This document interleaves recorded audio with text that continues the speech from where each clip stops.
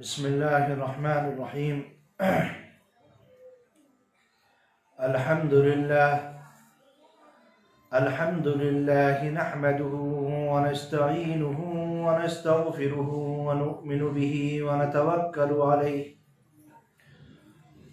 ونعوذ بالله من شرور أنفسنا ومن سيئات أعمالنا. من يهده الله فلا مضل له ومن يضلله فلا هادي له وأشهد أن سيدنا ومولانا محمدا عبده ورسوله وصلى الله تعالى على النبي الأمي وعلى آله وأصحابه وبارك وسلم تسليما كثيرا.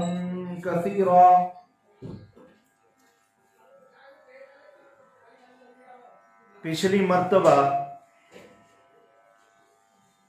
آپ حضرات کے سامنے جس عنوان کا انتخاب کیا گیا تھا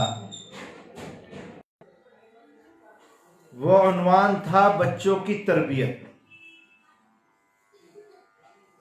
اسلامی طریقے پر بچوں کی تربیت. آج بھی انشاءاللہ اسی عنوان پر بات کہی جائے گی، اور میری اپنی تمام ہی ماؤں اور بہنوں سے درخواست ہے کہ جو بھی بات کہی جائے اس کو توجہ سے سنیں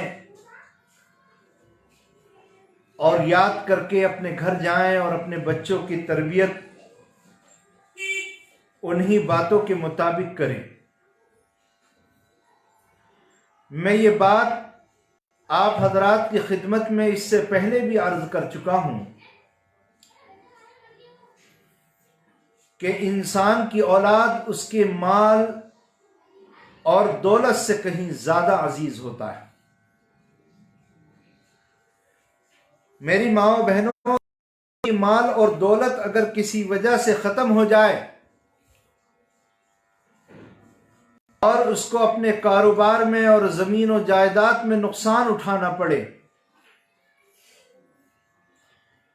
تو انسان کو اس کی بھرپائی کا موقع ملتا ہے. محنت اور جد و جہد کرنے کے بعد وہ ان تمام چیزوں کو دوبارہ حاصل کر سکتا ہے. لیکن اولاد ایک اللہ تبارک و تعالی کی ایسی نعمت ہے کہ اگر اللہ نہ کرے ہماری اولاد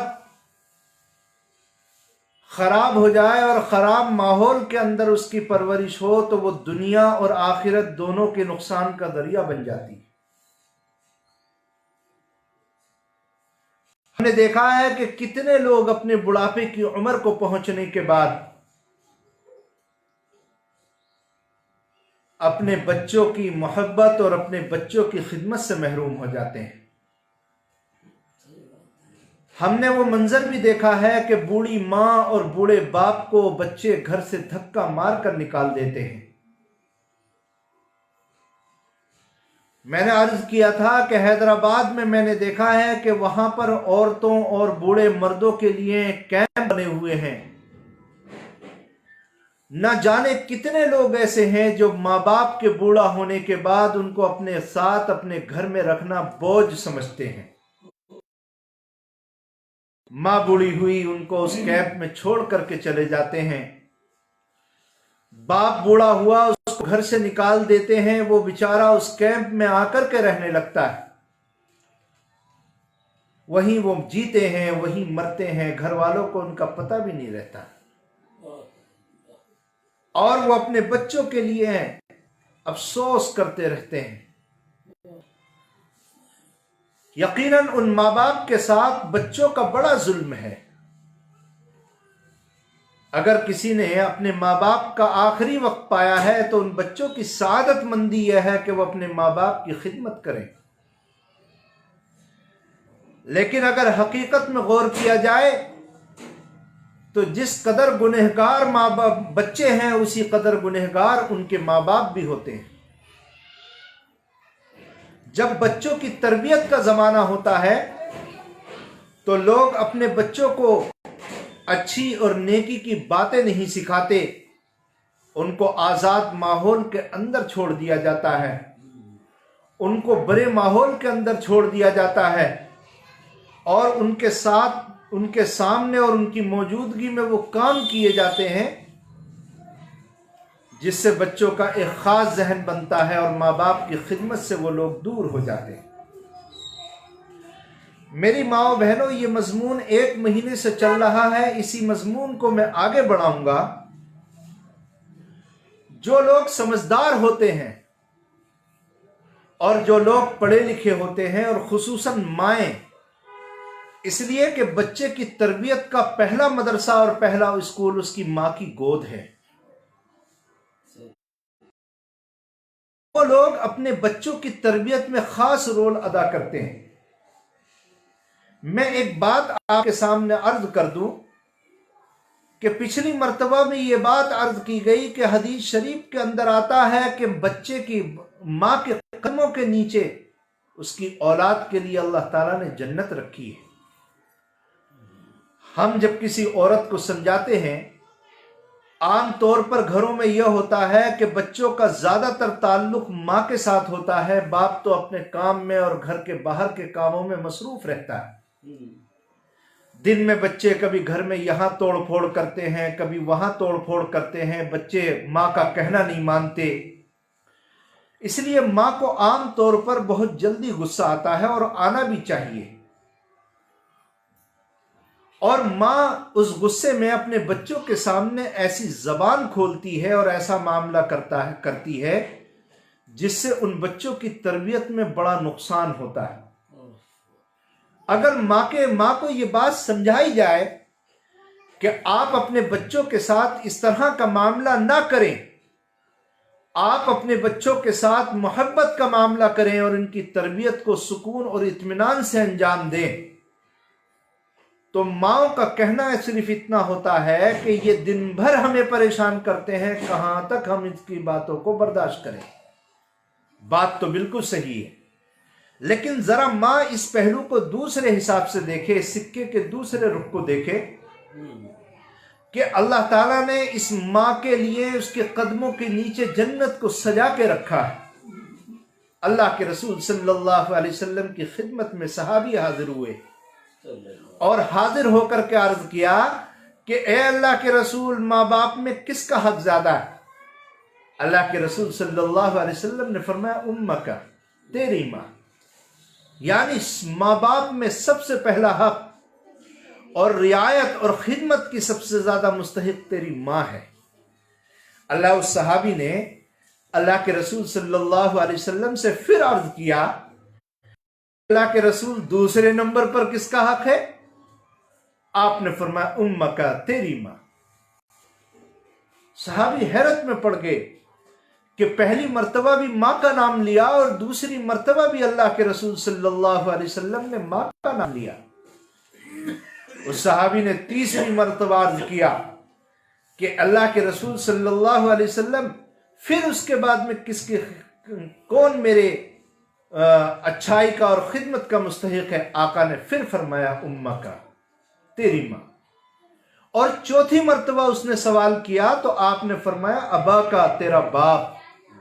یہاں ذرا غور کریں میری مائیں بہنیں کہ اللہ کے رسول صلی اللہ علیہ وسلم سے 4 مرتبہ اس صحابی نے پوچھا، اے اللہ کے رسول، میرے اچھے معاملے کا، میری خدمت کا، میرے ماں باپ میں سے کس کا حق ہے؟ آقا نے 3 مرتبہ اس کی ماں کا نام لیا اور آخری مرتبہ باپ کا نام لیا۔ گویا کہ اگر یہ کہا جائے کہ 1 روپے کی برابر اگر خدمت ہے تو 3 حصے ماں کی خدمت ہے، 1 حصے باپ کی خدمت ہے۔ اور ساتھ میں آقا نے فرمایا کہ تیری ماں، تیری جنت تیری ماں کے قدموں کے نیچے ہے۔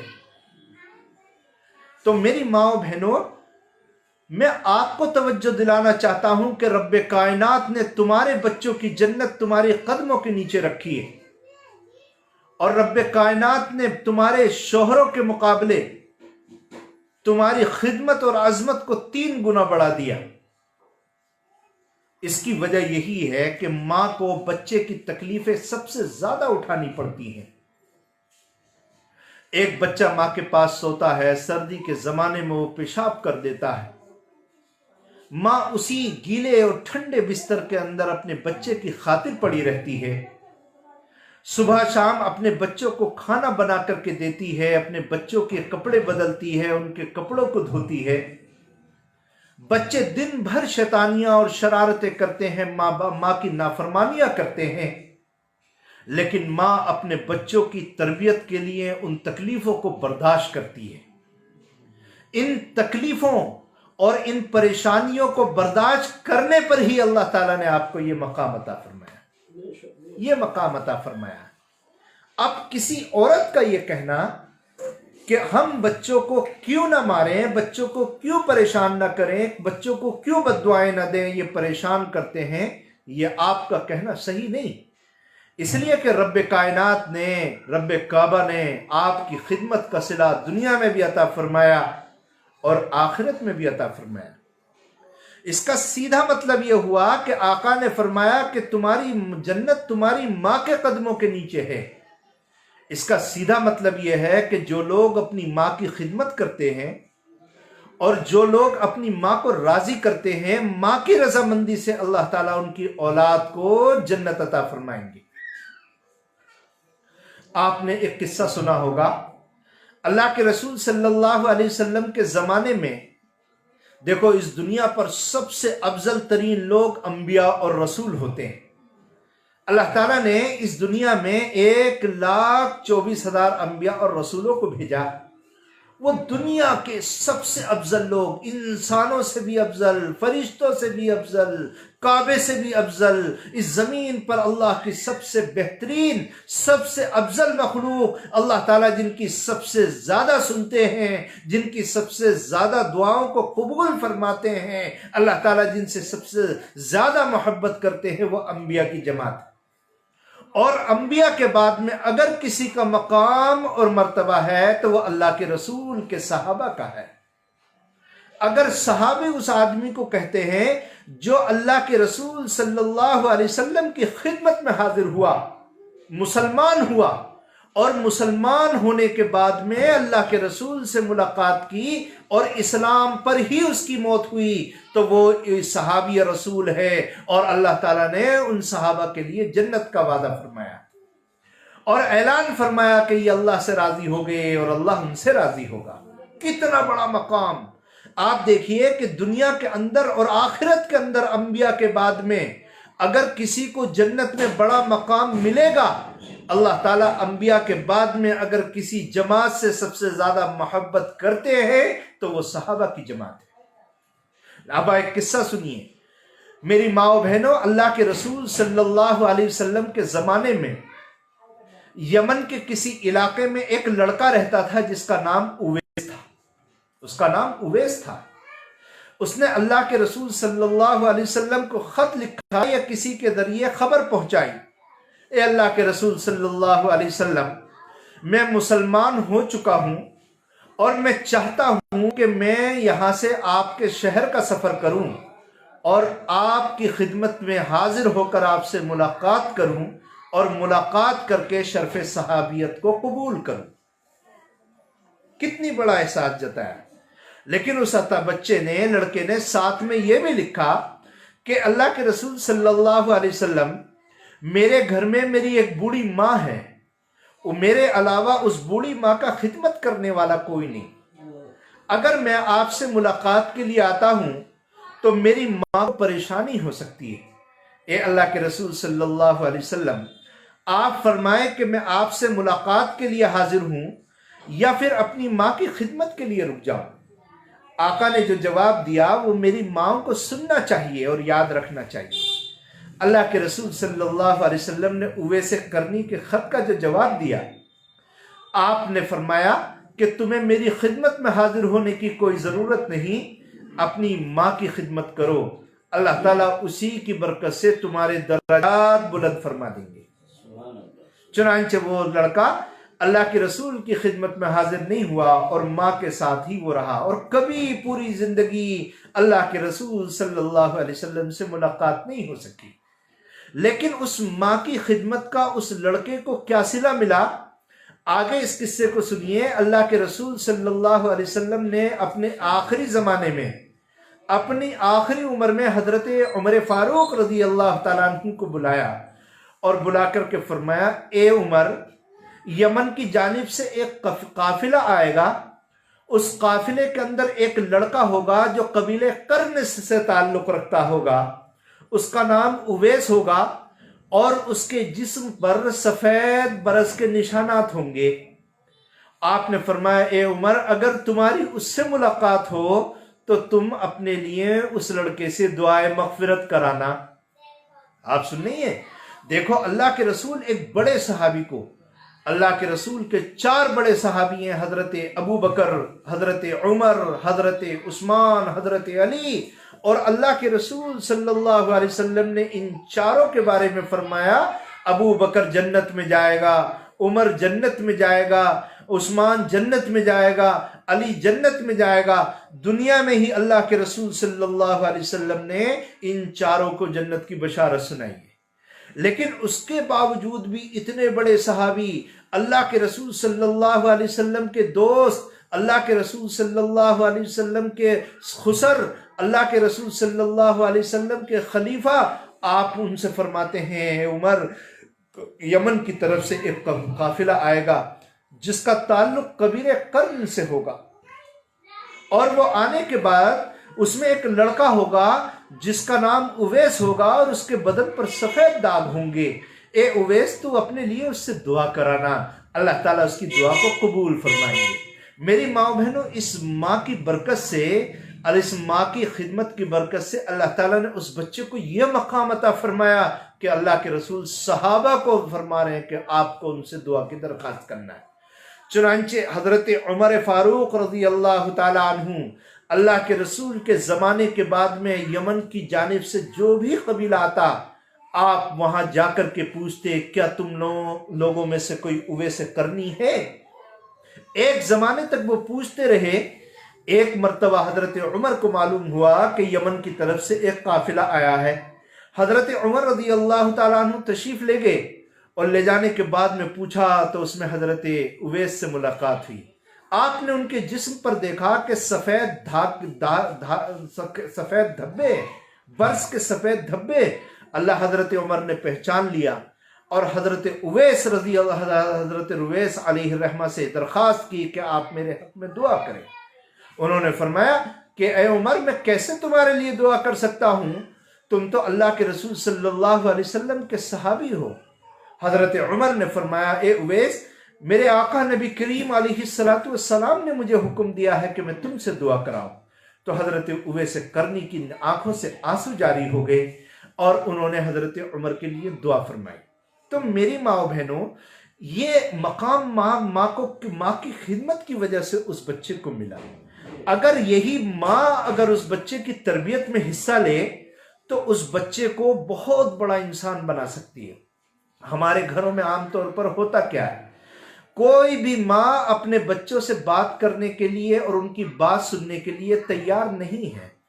آج کل تو بڑی صورتحال یہ ہو گئی کہ پڑوس کی کوئی عورت اگر بیٹھنے کے لیے آ جائے تو ماں اور عورت اس کے ساتھ 2 گھنٹے برباد کر دیتی، اور آج کل موبائلوں کا فتنہ ایسا ہے کہ عورتیں اس میں 5 گھنٹے برباد کر دیتی ہیں۔ لیکن کسی ماں کی توفیق یہ نہیں ہوتی کہ اپنے گھٹنوں پر چلنے والے بچوں سے، چھوٹے بچے جو گھر کے آنگن میں کھیلتے اور ہنستے ہیں، 10 منٹ اپنے چھوٹے بچے سے بات کر لوں، یا 10 منٹ اپنی چھوٹی بیٹی سے بات کر لوں۔ اس کو اتنی توفیق نہیں ہوتی کہ وہ ان کے ساتھ اپنا وقت گزار سکے۔ بچوں کی اچھی اور بری باتیں ماں کو سننا چاہیے، اطمینان کے ساتھ سننا چاہیے۔ بچہ اپنی بات کوئی سنانا چاہتا ہے، ماں اس کو جھڑک دیتی ہے۔ وہ چھوٹا بچہ جو ابھی کھلتا ہوا گلاب ہے، ماں اس کو جھڑکے گی اور اس کی بات نہیں سنے گی تو میری ماں و بہنوں، یہ بتاؤ وہ اپنی دل کی بات کس کو بتائیں گے؟ عام طور پر جن گھروں کے اندر ماں یا باپ یا گھر کے دوسرے افراد بچوں سے بات کرنا پسند نہیں کرتے یا بچوں کی باتیں سننا پسند نہیں کرتے، ایسے بچے رفتہ رفتہ گھر سے باہر، پھر وہ گلیوں اور محلوں کے گندے بچوں کے ساتھ اور کبھی کبھی اچھے بچوں کے ساتھ بیٹھنا اٹھنا شروع کر دیتے ہیں، اور پھر ان کے ساتھ اپنے دل کی باتوں کو شیئر کرتے ہیں، سناتے ہیں۔ اگر خدا نخواستہ وہ لڑکے جن کے ساتھ وہ اٹھتا بیٹھتا ہے اگر وہ غلط سنگت کے بچے ہیں تو آگے چل کر یہ بچہ غلط بن جاتا ہے۔ میری ماؤں بہنوں، آج آپ سے درخواست ہے کہ اپنے بچوں کے ساتھ وقت گزاریے، ان کی باتوں کو سنیے، اور ان کی باتوں کو سننے کے بعد جو باتیں بچوں کی غلط ہیں ان پر ہلکا پھلکا ڈانٹیے۔ میں یہ نہیں کہتا کہ بچوں کی غلط باتوں کو بھی برداشت کرنا چاہیے، یہ میں نہیں کہتا۔ میں یہ کہنا چاہتا ہوں کہ بچے کی ہر غلط بات پر اس کو مارنا نہیں چاہیے، اس کو ڈانٹنا نہیں چاہیے، اس کو پیار کے ساتھ سمجھانا چاہیے۔ ڈانٹنے کی ضرورت ہو ڈانٹنا چاہیے، اور کبھی کوئی بچہ اچھا کام کرے تو اس کی تعریف بھی کرنا چاہیے۔ آپ روزانہ اسکول سے آنے کے بعد اور بچوں کو مدرسے سے آنے کے بعد ان سے پوچھو کرو 2 منٹ، آج تمہارے اسکول میں وقت کیسا گزرا، آج مدرسے میں وقت کیسا گزرا۔ اب بچہ اپنی کہانی شروع کرتا ہے، وہ کہے گا میں اس بچے کے ساتھ ایسا لڑا، میرے سر نے ایسا کہا، میری میم نے ایسا کہا۔ آپ اس میں سمجھاتے چلیے، بیٹے یہ بات غلط تھی، کل سے یہ مت کرنا، یہ بات ٹھیک تھی، تم اس کو کر سکتے ہو۔ اور بعض گھر ایسے ہوتے ہیں جو بہت بڑے ہوتے ہیں، جیسے ہمارے ہاں بڑے بڑے علماء اور بڑے بڑے مشائخ ہوتے ہیں، ان کے گھر کے اندر جو بچے ہوتے ہیں عام طور پر سارا محلہ اور سارے رشتہ دار اور مولانا صاحب سے تعلق رکھنے والے لوگ ان بچوں سے بھی تعلق اور محبت رکھتے ہیں۔ کوئی ان بچوں کو پیسے دے رہا ہے، کوئی ان بچوں کو گودی میں اٹھا کر کے کھلانے کے لیے لے جاتا ہے، کوئی ہدیہ لا رہا ہے تو ان بچوں کو دے رہا ہے، جن سے کبھی کبھی بچوں کے دل میں لالچ اور بڑے پن کا احساس ہو جاتا ہے۔ اس لیے ہمارے بزرگوں کا معمول یہ تھا کہ ہمارے بزرگان دین اپنے بچوں پر کبھی کبھی سختی کیا کرتے تھے۔ حضرت مولانا شیخ زکریا رحمۃ اللہ علیہ، ان کے والد مولانا یحییٰ صاحب رحمۃ اللہ علیہ فرماتے تھے کہ بڑے لوگوں کے، بڑے گھرانوں کے بچوں میں بڑپن پیدا ہو جاتا ہے، اس بڑپن کے سور کو نکالنے کے لیے بچوں پہ سختی کرنی چاہیے۔ ایک مرتبہ کا قصہ ہے، حضرت شیخ زکریا رحمۃ اللہ علیہ چھوٹے سے تھے، ان کی ماں نے ان کے لیے ایک چھوٹا سا خوبصورت تکیہ بنا کے دیا۔ وہ ہمیشہ جب بھی لیٹتے اس تکیے کو اپنے سینے پر رکھ لیتے تھے اور ہمیشہ اپنے تکیے کو اپنے ساتھ میں رکھتے تھے۔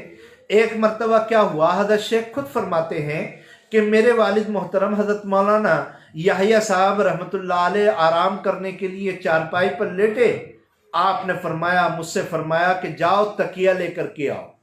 میں نے عرض کیا کہ اپنا تکیہ لے کر آؤں یا کوئی اور تکیہ لے کر آؤں؟ دیکھیے جملے پر غور کیجئے، آپ کو تربیت کرنے کا طریقہ سمجھ میں آئے گا۔ حضرت شیخ فرماتے ہیں میں نے عرض کیا، میں چھوٹا بچہ تھا، میں نے عرض کیا کہ اپنا تکیہ لے کر کے آؤں یا پھر میں کسی اور کا تکیہ لے کر آؤں؟ ان کے والد حضرت مولانا یحییٰ صاحب رحمۃ اللہ علیہ نے ڈانٹا، بلکہ ایک آدھ تھپڑ بھی مارا کہ ابھی تو چھوٹا بچہ ہے، کھاتا کماتا نہیں ہے اور ابھی سے تو اپنا اور غیر کا کرنے لگا۔ میری ماں بہنوں، حضرت نے یہی فرمایا کہ بڑے گھر کے بچوں میں بڑا دماغ پیدا ہو جاتا ہے، ان کی تربیت کو عام طور پر دوسرے لوگوں کے مقابلے میں زیادہ تربیت کرنی پڑتی ہے اور زیادہ خیال رکھنا پڑتا ہے۔ اور دیکھو یہ بات بالکل صحیح ہے، جس گھر کے اندر ماں باپ جیسا رہتے ہیں، چچا تاؤ بہن بھائی جیسا وقت گزارتے ہیں، ان کے چھوٹے بچے، ان کے پوتی پوتا، ان کے بھتیجی بھتیجے وہی کام کرنا خود بخود سیکھ جاتے ہیں، اس کو الگ سے سکھانا نہیں پڑتا۔ لہذا دیکھو آپ قصے سے اس بات کو سمجھو، انہی مولانا زکریا صاحب رحمۃ اللہ علیہ کے ایک لڑکے تھے حضرت مولانا طلحہ صاحب رحمۃ اللہ علیہ، ان کا 2 سال پہلے انتقال ہو گیا۔ یہ بات 70 سال پہلے کی ہے، بلکہ یہ کہنا چاہیے کہ 80 سال پہلے کی ہے۔ وہ مولانا طلحہ صاحب رحمۃ اللہ علیہ بہت چھوٹے سے تھے اور اپنے گھر کے باہر اپنی گلی میں اپنے ساتھیوں کے ساتھ بیٹھ کر کے بچوں کو بیعت کرا رہے تھے۔ جیسے ہمارے ہاں بزرگان دین کے اندر ہوتا ہے کہ ایک شیخ بیٹھ جاتا ہے اور جو ان سے مرید ہونا چاہتے ہیں وہ لوگ آتے ہیں، اپنا ہاتھ شیخ کے ہاتھ میں دیتے ہیں اور بیعت ہو جاتے ہیں۔ مولانا طلحہ صاحب رحمۃ اللہ علیہ کے جو والد تھے شیخ الحدیث حضرت مولانا زکریا صاحب رحمۃ اللہ علیہ، پوری دنیا کے شیخ تھے، پوری دنیا کے لوگ مرد اور عورتیں حضرت سے بیعت تھیں، ہندوستان کے لوگ ہوں، امریکہ کے لوگ ہوں، برطانیہ کے لوگ ہوں، ساؤتھ افریقہ کے لوگ ہوں، ساری دنیا حضرت شیخ سے محبت کرتی تھی اور حضرت شیخ کے گھر پر آ کر کے بیعت ہوتی تھی۔ مولانا طلحہ صاحب رحمۃ اللہ علیہ بہت چھوٹی عمر کے تھے، وہ صبح شام اپنے گھر کے اندر دیکھتے کہ لوگ گھر میں آتے تھے، اپنا ہاتھ میرے ابا کے ہاتھ میں دیتے تھے اور بیعت ہو کر کے چلے جاتے تھے۔ جب صبح شام بچہ ایک کام اپنے گھر میں ہوتا ہوا دیکھتا تھا تو اس بچے کے اندر وہی کام کرنے کا جذبہ پیدا ہوا اور وہ اپنے گھر سے باہر نکلا اور بچوں کے ساتھ کھیلتے کھیلتے تمام بچوں کو بٹھا کر کے بولا کہ بھائی آپ لوگ بیٹھو، میں تمہیں بیعت کرنا چاہتا ہوں۔ چنانچہ تمام بچوں نے حضرت مولانا طلحہ صاحب کے ہاتھ میں ہاتھ دے دیا اور حضرت نے سب کو بیعت کیا۔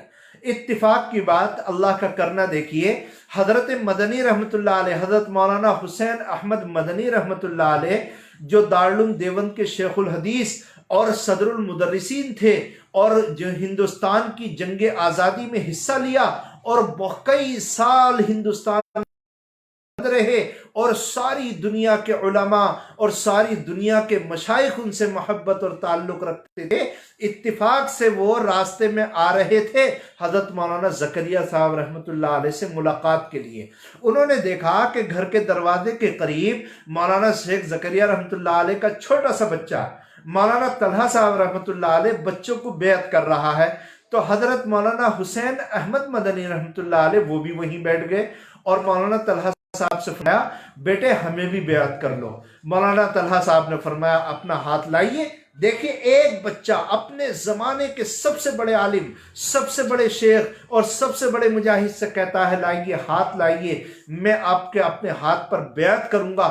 چنانچہ حضرت شیخ الاسلام حضرت مدنی رحمت اللہ علیہ نے اپنا ہاتھ اس بچے کے ہاتھ میں دے دیا اور مولانا طلحہ صاحب نے کچھ الفاظ کہلوائے اور بیعت کر لیا۔ دیکھو میری ماں بہنوں، اس قصے کو یاد رکھو، قصہ یاد رکھنے سے بات سمجھنا آسان ہو جاتی ہے۔ وہ بچہ صبح سے شام تک دیکھتا ہے کہ میرے ابا لوگوں کو بیعت کرتے ہیں، نماز پڑھنے کا حکم کرتے ہیں، قرآن پڑھنے کا حکم کرتے ہیں، کتاب، تو وہ بچہ بھی وہی کرنے لگا۔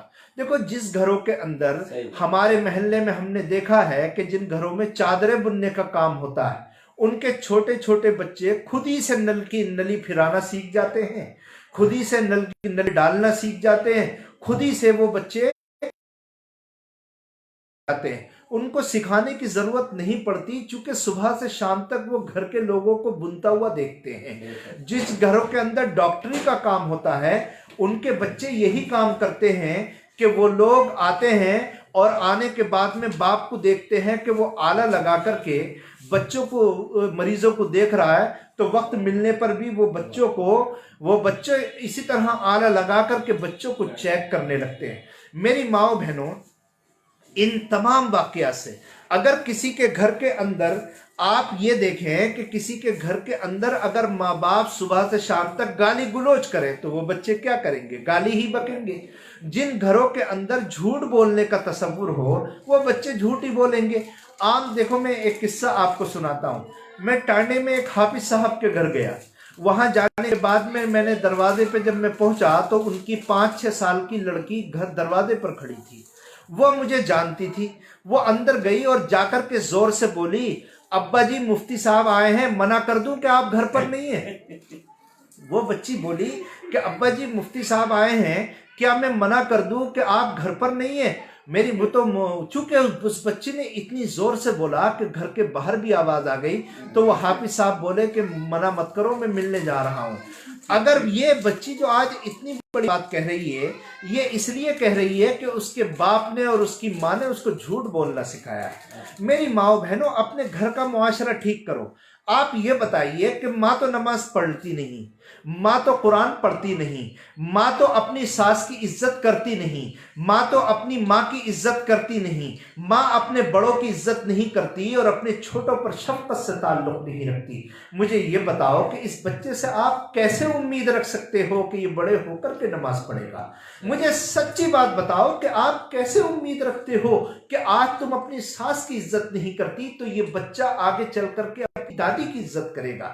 دیکھا یہ گیا ہے کہ جن گھروں میں اپنے ساس اور سسر سے چھپا کر کے کھایا جاتا ہے، اپنے ساس اور سسر کو سے کنجوسی اور لالچ کیا جاتا ہے، سیان کیا جاتا ہے، ان کے بچے بھی آہستہ آہستہ اپنی دادی اور دادا سے رخ پھیر لیتے ہیں۔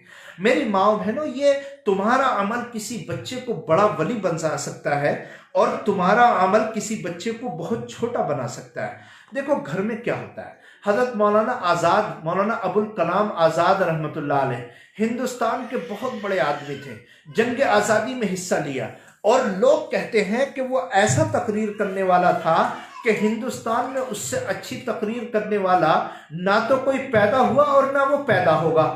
اتنا بڑا عالم، اتنی کتابوں کا مصنف، اتنا بڑا مقرر اور اتنا بڑا مجاہد آزادی، وہ کیسے بنا؟ میں آپ کو سناتا ہوں، شاید آپ کی بات سمجھ میں آئے۔ ان کے والد ایک عالم تھے، ان کے والد امامہ باندھتے تھے، ہاتھ میں چھڑی لے کر کے چلتے تھے۔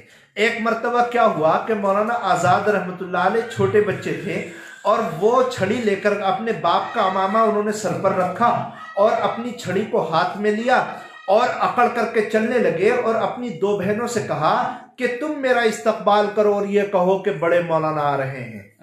تو بہنوں نے کہنا شروع کیا کہ دلی کے بڑے مولانا آ رہے ہیں، تو مولانا ابوالکلام آزاد اب سے اپنے سینے کو چوڑا کر کر کے چلنے لگے۔ میری ماں بہنوں کی تربیت سے اس بچے کے اندر ایک عالم بننے کا جذبہ پیدا ہوا، ایک عالم بننے کا جذبہ پیدا ہوا۔ انہی مولانا ابوالکلام آزاد کے بارے میں لکھا ہے کہ یہ ایک گھر میں صندوق تھا، اس صندوق کو اپنی چارپائی کے نیچے سے کھینچتے تھے، اور کھینچنے کے بعد میں اپنے صندوق پر کھڑے ہو جاتے، اور ان کی دو بہنیں تھیں، ان دو بہنوں سے کہتے میرے سامنے بیٹھ جاؤ، اور وہ تقریر کرتے اور مخاطب کرتے۔ کبھی ان کی بہنوں نے یہ نہیں کہا کہ تو ہمارا وقت خراب کرتا ہے اور تو بلا وجہ کی باتیں کرتا ہے، تجھ سے تقریر ہوتی نہیں، تو ہمارا ٹائم خراب کرتا ہے۔ نہیں، ان کی بہنوں نے ہمیشہ ابوالکلام آزاد کا ساتھ دیا۔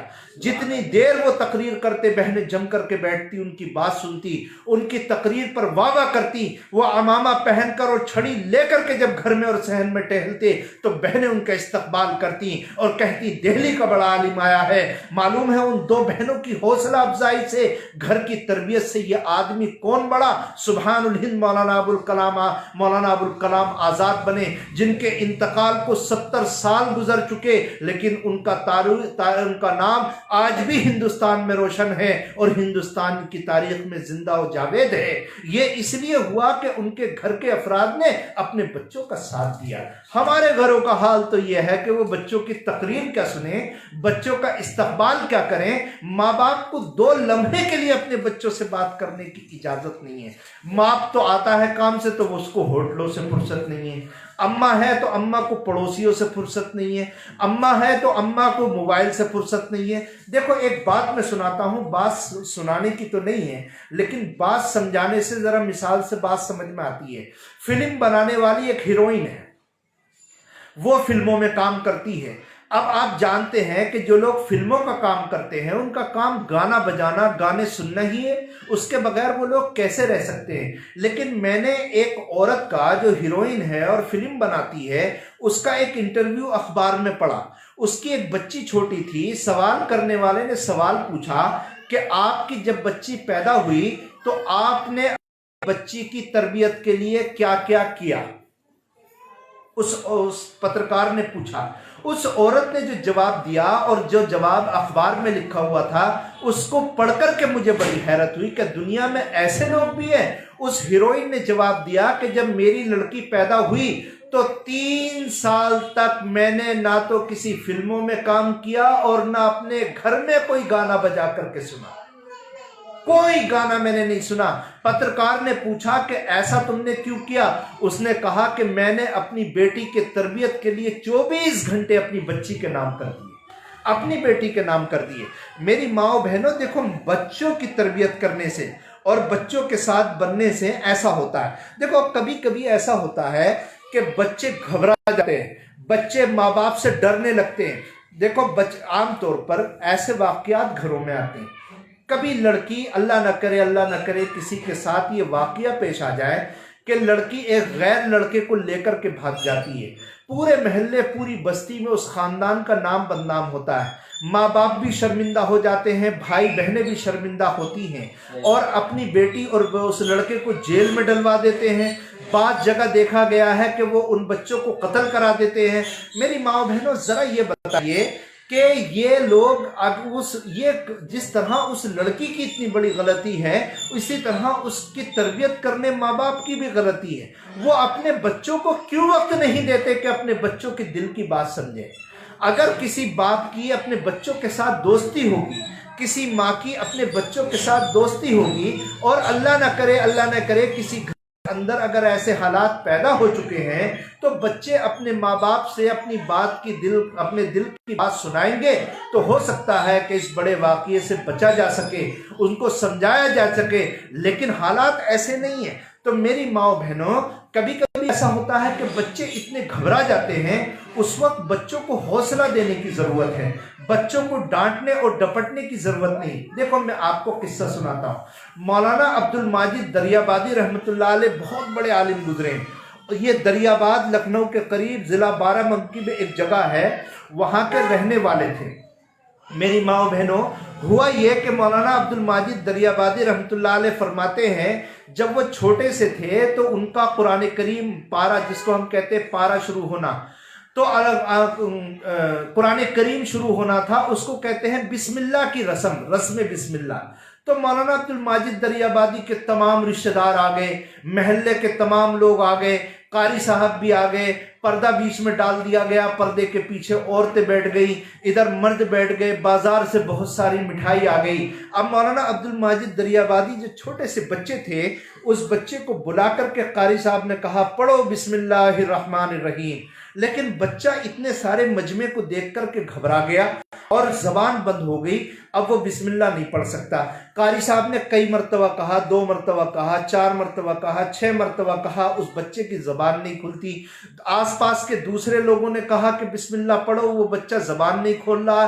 والد نے کئی مرتبہ کہا زبان نہیں کھول رہا، تو والد کو غصہ آ گیا اور انہوں نے اٹھا کے ایک چھوٹے بچے کے تھپڑ بھی مار دیا، اور انہوں نے کہا کہ اتنے سارے لوگ تم سے بسم اللہ پڑھنے کے لیے کہہ رہے ہیں لیکن تم بسم اللہ پڑھنے کے لیے تیار نہیں ہو۔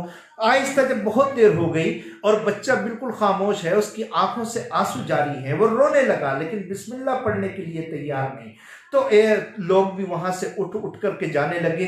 لیکن وہاں پر ایک ان کا رشتہ دار آیا ہوا تھا جو بہت سمجھدار تھا۔ اس نے کیا کرا کہ مولانا عبد الماجد دریابادی کو گود میں اٹھایا، گھر سے باہر لے گئے اور ان کو کچھ چیز بازار سے دلوائی، کھلایا پلایا اور ان سے محبت سے باتیں کی، اور انہوں نے اس آدمی نے مولانا عبد الماجد دریابادی کو سمجھایا کہ لوگ تمہیں گندا کہہ رہے ہیں، کیا تم گندے ہو؟ کہنے لگے میں کیوں گندا ہوتا؟ تو اس مہمان نے کہا پھر تم بسم اللہ کیوں نہیں پڑھ سکتے؟ لوگ تمہیں کہتے ہیں تم ڈرپوک ہو۔ وہ بچہ بولا میں تو ڈرپوک نہیں ہوں، پھر تم بسم اللہ کیوں نہیں پڑھ سکتے؟ اس نے ایسا بچے کو حوصلہ دیا کہ فوراً مولانا عبد الماجد دریابادی نے اتنی زور سے بسم اللہ پڑھی کہ پورے گھر میں بسم اللہ کی آواز گونج گئی۔ مردوں نے بھی سنا اور مردوں کے باہر جو پردے کے پیچھے عورتیں تھیں انہوں نے بھی بسم اللہ کی آواز سنی۔ اس کے بعد میں سب خوش ہو گئے۔ آپ ذرا اس قصے کو یاد رکھیں، بچوں کی اتنی چھوٹی سمجھ ہوتی ہے، ہم بچے کو ایک کام کرنے کے لیے کہتے ہیں لیکن بچہ اس بات کو نہیں مان رہا ہے، بچہ کسی چیز کا مطالبہ کر رہا ہے۔ دیکھو بچہ کہہ رہا ہے امی جی مجھے 5 روپے دے دو، مجھے چیز لانا ہے۔ میرا اپنا تجربہ یہ ہے کہ اگر بچے کو منع کرتے رہو تجھے پیسے نہیں دوں گی، تجھے پیسے نہیں دیں گے تو وہ بچہ ضد کرتا رہے گا، روتا رہے گا۔ اگر کوئی ماں باپ سمجھدار ہوں اور بچے کو دوسرے کام میں لگا دے تو بچہ فوراً ضد چھوڑ دیتا ہے۔ مثلاً آپ کی بچی آپ سے پیسے مانگ رہی ہے اور آپ کو پیسے دینے نہیں ہیں، تو آپ بچے سے کہنے لگو بیٹے تم نے بال کنگے کیسے کاٹے، بال تو تمہارے خراب ہے، اس کو ذرا صحیح کرو، بس بچہ کنگے میں لگ جائے گا اور وہ 5 روپے کو بھول جائے گا۔ یہ تو میرا اپنا تجربہ ہے، لیکن ہم لوگ بچے کو ذہن کو پھیرنا ہی نہیں جانتے۔ اب دیکھو مولانا عبد الماجد دریابادی کے قصے سے تمہیں اندازہ ہوا کہ کس طریقے سے اس بچے کے رشتہ دار نے اس بچے کے ذہن کو پھیرا اور وہ بسم اللہ پڑھنے کے لیے تیار ہو گیا۔ تو کسی بھی ایک چیز پر بچے کے ساتھ جمنا نہیں چاہیے۔ دیکھو بچوں کی سمجھ بہت چھوٹی ہوتی ہے، ان کی خواہشیں بہت چھوٹی ہوتی ہیں اور ہر چیز ان کی چھوٹی ہوتی ہے۔ मेरी माँ बहनों, अगर उन तमाम चीज को, बच्चा तो सिर्फ इतनी छोटी उसकी उम्र और इतनी छोटी समझ होती है कि अगर उसे 1 रुपया मिल जाए और 1 रुपये की कचरी मिल जाए तो उस कचरी को वो ये समझता है कि दुनिया की सबसे बड़ी नेमत उसे मिल गई। अगर वो कचरी उससे छीन ले तो वो लेट लेट के रोता है और वो ये समझता है कि सारी नेमतें चली गई। मेरी माँ बहनों, हजरत मौलाना यूसुफ साहब रहमतुल्लाह अलैह कांदलवी, जो हमारे अमीर जमात थे, वो हजरत मौलाना खलील अम्बेडवी रहमतुल्लाह अलैह के घर जाते थे बचपन में। ये छोटे से थे। उनके घर में एक काम करने वाली रहमती नाम की नौकरानी थी। वो उसका घर भी मौलाना खलील अम्बेडवी रहमतुल्लाह अलैह के बिल्कुल करीब में था। वो उसके जब वो काम करती, उसके पास में एक बकरी थी और बकरी का बच्चा था।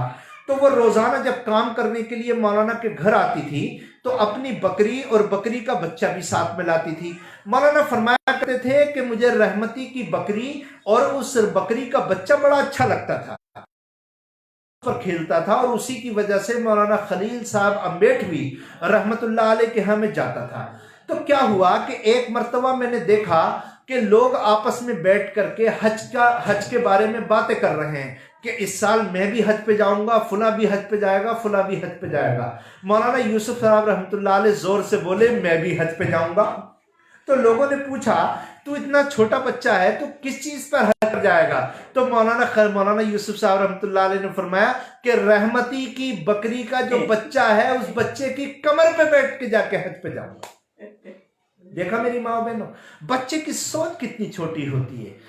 ये वहां बैठे हुए लोगों को जुमला इतना पसंद आया कि मौलाना खलील अम्बेडवी कभी रास्ते से गुजरते और मौलाना यूसुफ साहब रहमतुल्लाह अलैह रास्ते में खेलते हुए मिल जाते तो मजाक में पूछा करते थे, यूसुफ तुम अपनी बकरी के बच्चे की कमर पे बैठ के हज करने कब जा रहे हो? तो मेरी माँ बहनों, इसका ख्याल रखना चाहिए कि बच्चों की सोच बहुत छोटी होती है, उनकी तमन्ना भी बहुत छोटी होती है। मौलाना अब्दुल माजिद दरियाबादी फरमाते हैं कि हम जिस महल्ले में रहते थे, उस महल्ले में असर के वक्त में एक समोसा बेचने वाला आदमी आता था असर की नमाज के वक्त में। तो मैं सुबह से लेकर उसका इंतजार करता था कि वो समोसे वाला कब आएगा। और जैसे ही उसकी आवाज बस्ती में गूंजी और हमारे मकान के अंदर उसकी आवाज कानों में पड़ी, मैं अम्मा से भाग करके 2 रुपए ले 1 रुपया 50 पैसे चवन्नी लेता था और भाग करके जाकर के वो तिकोना वो समोसा खरीद के खाता था। और मैं सुबह से बेचैन रहता था, और जब वो समोसा मिल जाता था तो मुझे ऐसा लगता था कि दुनिया की तमाम नेमतें मुझे मिल गई, तमाम नेमतें मुझे मिल गई।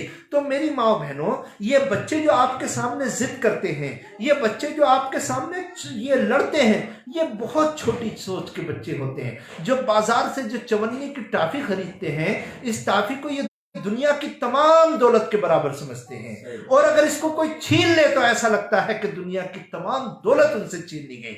तो मेरा कहने का मकसद यह है कि आपको अपने बच्चों के साथ जो बातें करना है, अपने बच्चों के